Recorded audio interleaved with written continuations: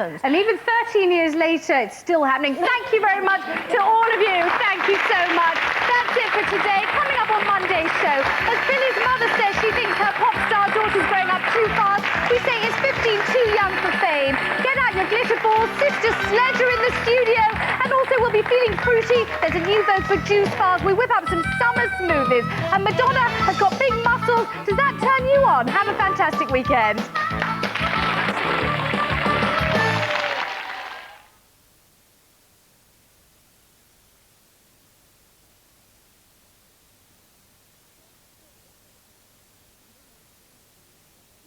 Brought Gary into hospital. It may mean permanent damage to his foot. And Amanda had 4 false alarms before birth. How do mums know when it's the real thing? City Hospital, 11 o'clock. No, Andy, it's mine. We're fighting the fat. Get off. It's mine. No. He's back. Doing what he does best.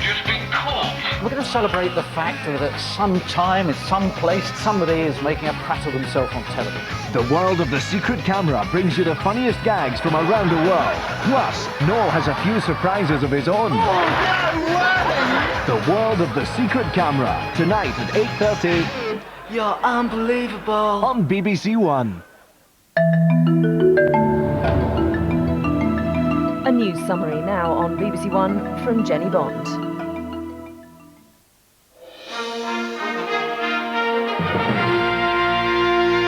Good morning. Labour has won the largest number of seats in the new Scottish Parliament, but an overall majority looks unlikely. Coalition talks between Labour and the Liberal Democrats are expected to start soon, and we hope to bring you a report on that shortly. But in the meantime, the counting of votes for the Welsh Assembly began an hour and a half ago, and our correspondent Tim Hirsch is in Cardiff Bay. Tim, is there any indication at this early stage about how things are going?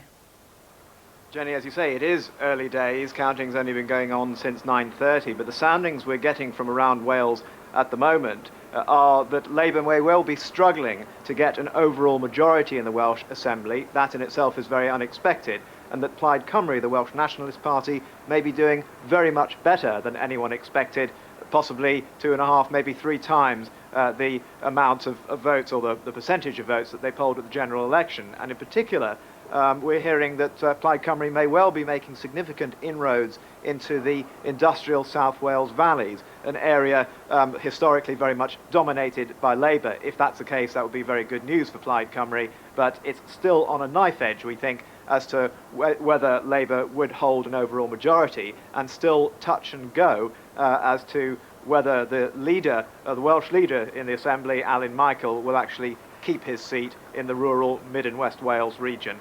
Back to you now, Jenny. Well, of course, that would be a complete disaster, would it not, if Alan Michael didn't even secure his seat? It would be a huge embarrassment for Labour. It was always on the cards because of the complicated proportional representation system that this election is being fought over, and it would mean an immediate gathering at the weekend to decide who would lead Labour in the Assembly, assuming, of course, they are the governing party. Tim, thank you. Paddy Ashdown, who's standing down as Liberal Democrat leader later this year, said he was pleased with the results from the Scottish elections, and that indeed the elections were a watershed in British history. It will never be the same again.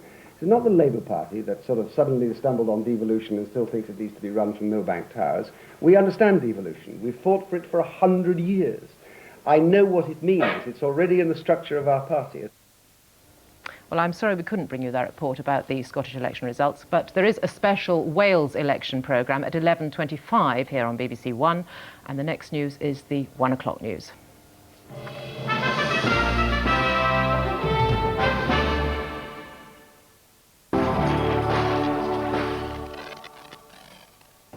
Hello from UK Today. The Director General of the Prison Service visits Parkhurst on the Isle of Wight today to check it has improved since 3 inmates escaped in 1995. Drug use and disorderly behaviour among prisoners is down, but the jail has too few officers able to cope with a number of inmates who have severe mental problems. A gardener is planning to produce safety cages for ponds to save young children from drowning. Wyn Davis's simple idea has been praised, and many parents are now pushing for it to be fitted to all ponds.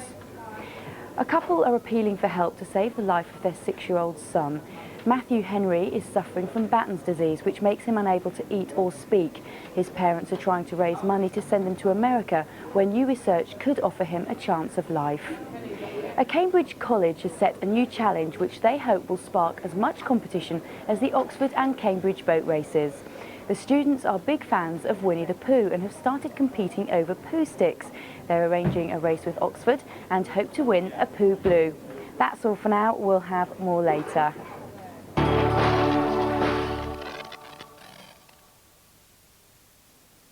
Good morning. Still a little bit of mistiness left across northeast England and southern Scotland. That'll clear away, and then the big story will be the rain moving up from the south. Now you'll be able to see some pretty bright colours showing up on the radar here. That means some quite heavy bursts of rain, and they've been listening to a few rumbles of thunder across on the near continent.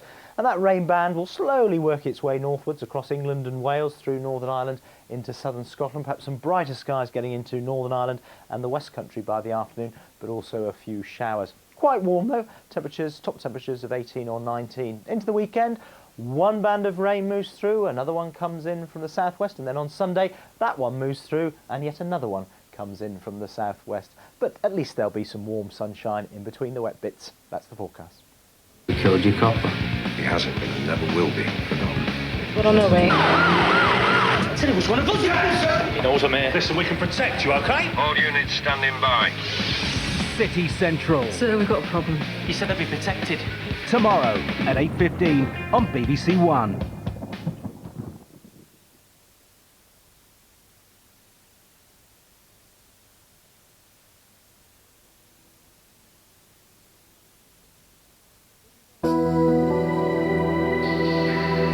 It's a busy day of election results, and in 25 minutes here on BBC One we'll be going over to Cardiff for Vote 99. That's after City Hospital with Gabby.